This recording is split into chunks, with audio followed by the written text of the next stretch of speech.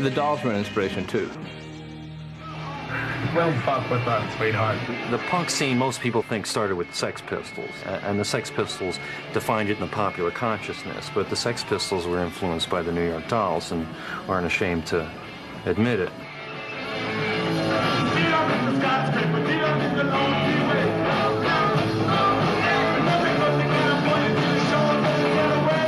The New York Dolls came along and returned to the 3-minute song, you know, which was what punk is really all about, returning to the idea of a song that you heard on the radio.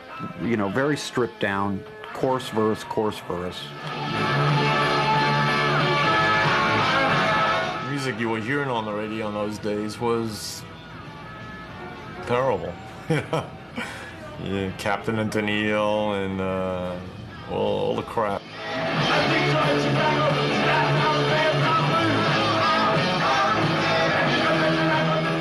I liked the way they were into what kids really liked about rock and roll, which was do whatever the fuck you want to, offend the grown-ups and behave like the way a teenager really wants to behave. They were so bad.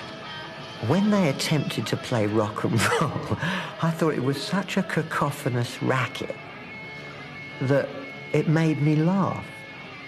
And their sheer audacity of being able to go out on stage and deliver this to an audience, I thought was phenomenal.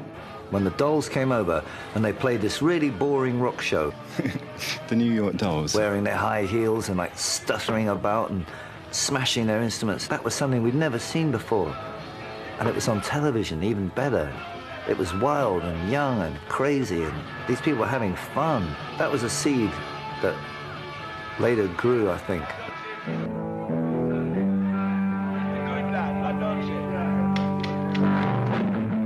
Malcolm was here in New York, and he loved their style and their attitude and their aggression and the attention they attracted. He wanted them to come to England, and he could play them over there, and he felt they'd be a lot more popular. But it was too late for the Dolls, and they were really falling apart, and Johansson didn't want to play with half the band that was too drunk and stoned to play. So Malcolm went back to England. I mean, Malcolm was trying to sell clothes, basically. You know, he was selling fashions. And he sold rock and roll fashion. And so the best way to sell rock and roll fashion was to have a band. Slowly, I began to move around New York and found a small bar called CBGB. It seemed to be a scene. And there was one character in the corner. His name was Richard Hell. And I noticed his T-shirt was very cleverly designed. Being a haberdasher from the King's Road, I was very enticed by this T-shirt. Holes very carefully arranged in it. And him playing this song, which was his song, called Blank Generation. I began to adore the idea of new rock and roll through them. CBGBs, you know, there weren't bands playing there when we started. Part of my strategy was to do as the Dolls had done, find a place where you appear regularly so that people can get in the habit of knowing you're there. The guy, Hilly, who owned the place, agreed. So we started playing there every Sunday. And it was a wino Hell's Angels bar. It's just a dump, a bar, and it's in the Bowery, a Skid Row section of New York. Always dumpy and dirty, but at the time there was no place to play your own material. We liked the place right off the bat. It had a nice, quaint kind of atmosphere, you know, and the acoustics were great. There started being this kind of uptown crowd mixed with a lot of dancers from Times Square, topless dancers and prostitutes and junkies, mixed with these slumming chic people who thought we were cute and real.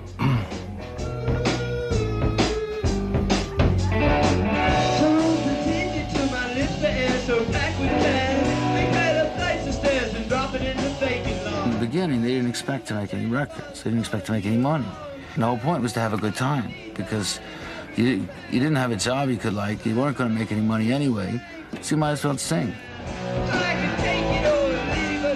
If Blondie was playing, Richard Hell and David Johansen were sitting there watching. If Richard Hell was playing, then Blondie and Patti Smith and the Talking Heads guys would all be around. I mean, it was all playing for each other. And so there's a lot of pressure to do something better and not repeat yourself.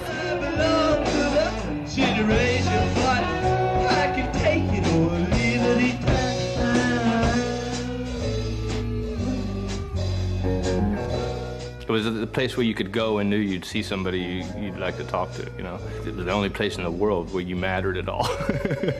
You could go there and you know, like matter.